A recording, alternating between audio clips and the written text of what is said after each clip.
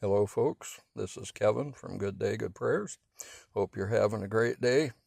I'm having a great day myself and glad to be alive. Glad to be one of those creatures that's living here on this planet.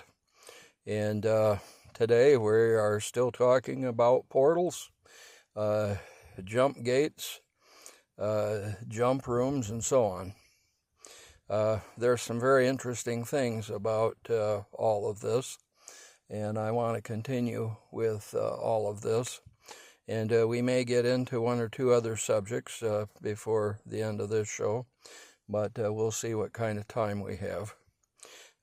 Today my hair is blowing all over the place, and of course it doesn't really matter because I don't have an awful lot of hair anymore. There was a time that I did, but by golly, this ain't it. So anyway, jump gates, portals that take you to other places. There was a show, it was a Christmas show, years ago. It had Patrick Swayze on it, and it had that Carmen Alexis, I believe. And it was a kiddified show, and it wasn't really a great one. But on that, there was a jump room. And what you would do is you would open the door, and sometimes it would look like a regular broom closet. Other times you'd open it up, and you would be at the North Pole, and Santa's elves would be working on their projects getting ready for Christmas. So it was kind of interesting. And even though it was relatively fictitious, it was kind of on the right order. So that is kind of how that works. Now, as I said before in the other video, it can take anywhere from 8 to as many as 20 seconds to get through that portal and wind up in that other place. So all you have to do is walk through the door. Now, this is the same thing that can happen. You can go to the moon. You can go to Mars. You can go to all kinds of places. And each of these portals is set up for a different place.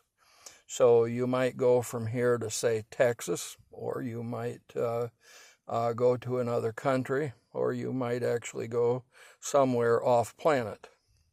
What's very interesting about these portals, in many instances, not only can you go to different places, but you can go to different places at different times. Now, it used to be that you could go to certain places as far back as, the 1800s and so on, and there still are teleporting places that you can go to where you can go back into time further. But for all intents and purposes, your jump gates and your jump rooms, more or less, you can't really go back much beyond 1920. So you could go to Texas in 1920 and see what Texas looked like in 1920. Or you could go to another room or to another portal, and you could go to Mars, you could go to the moon, you could go wherever it was you wanted to go, and maybe see what it was like, that many years ago, 100 years ago. Now, you can go forward as well. Right now, with most of your jump gates and whatnot, you can't really go much further forward than around 2060. So you're only looking at maybe 35, possibly 40 years from now is about all the further forward you can actually go. So I thought that was kind of interesting. I've told you before that I've seen some of these portals. I've had some interesting experiences in my lifetime with some of the things that I have done that I have talked to you just kind of basically about, but I haven't really gotten real technical or real much into a lot of the information. But I've seen some of these portals, and the portals are kind of interesting in the sense that they do open, and just kind of like what you see in the movies or on a television show, it kind of looks similar to that. And I've never been able to get through a portal, so I've never been able to go anywhere else, but I have at least gotten close to them, close enough that I was able to see what they looked like as they were opening up and closing. The one that really sticks out in my mind, I was not close enough to see what was coming through it, whether it was something coming to this world or if it was something going somewhere else. So I didn't get an opportunity to get that close. And I know that where it was opening from and closing from was not where I saw it. So it was probably happening either in an underground tunnel, possibly happening in a room in some building somewhere.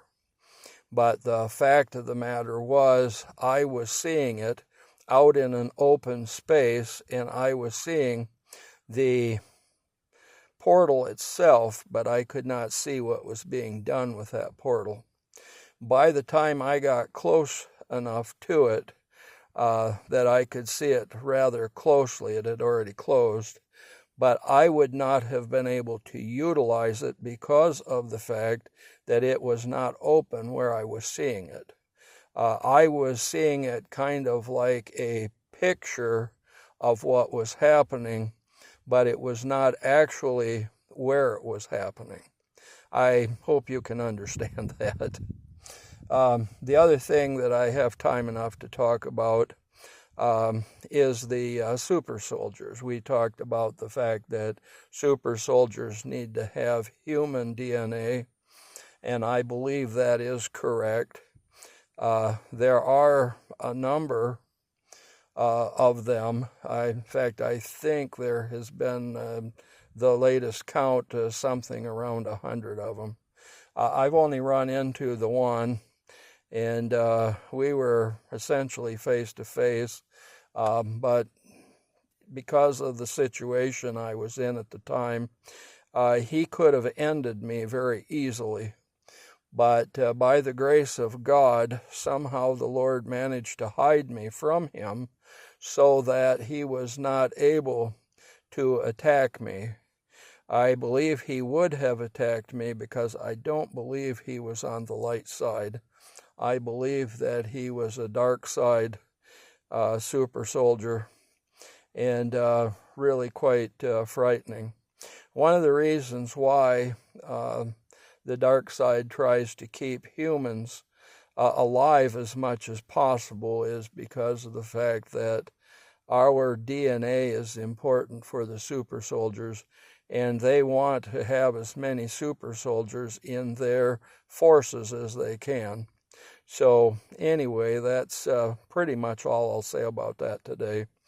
I hope that you folks will think to give us a like, and I hope that you will subscribe. We do have some new subscribers here lately, and we really appreciate the fact that you've taken time to subscribe. We appreciate those of you who have taken time to give us likes. And we hope that you will share our videos with other people. But most importantly, and we can't stress this enough, you folks have a good day. Good day.